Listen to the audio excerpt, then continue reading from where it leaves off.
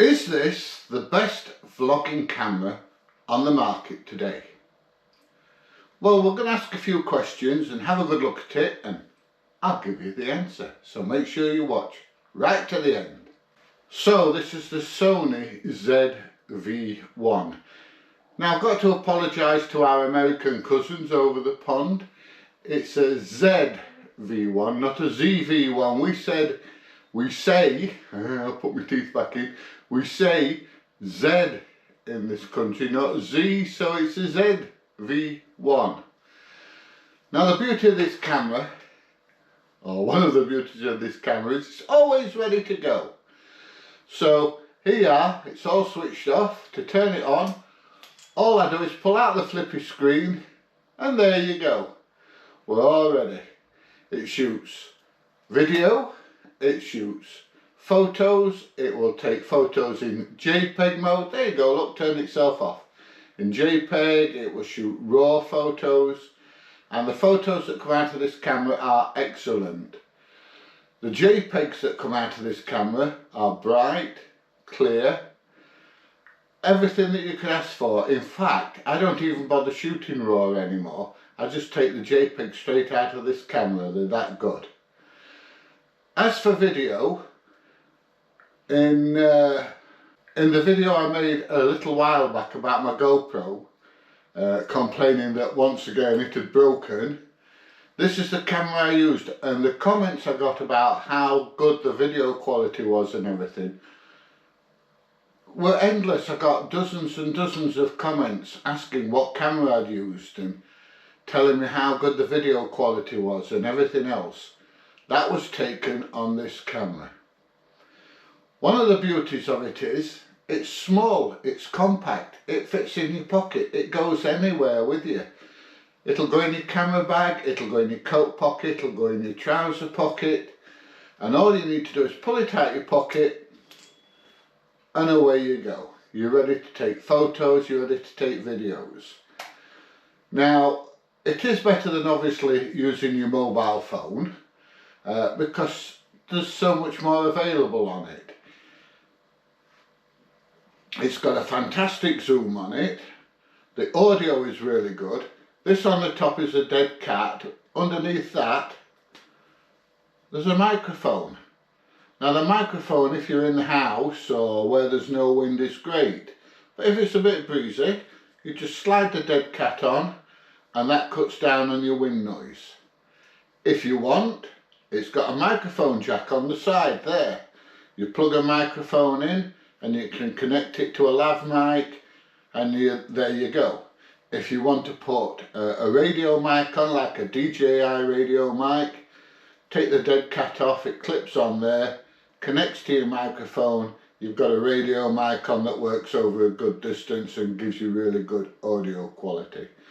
So you get good audio and you get good video with it. Now there are one or two things about the camera that people complain about, and I don't find a problem with it.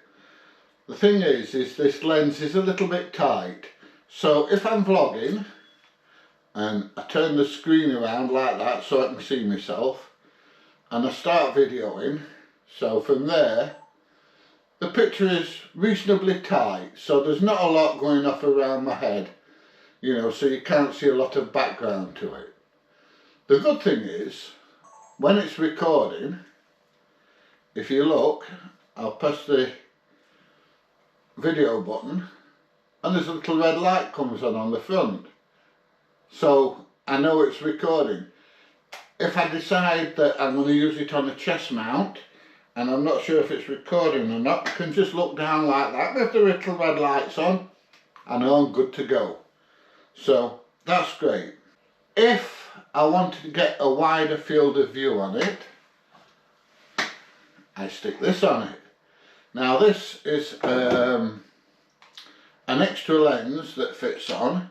I'm not going to fit it on all the way and tighten it all the way up, but what happens is it slides on there, you take the lens cap off, nice big bright lens on it, and it works exactly the same. You just, there you go, we're all ready to go.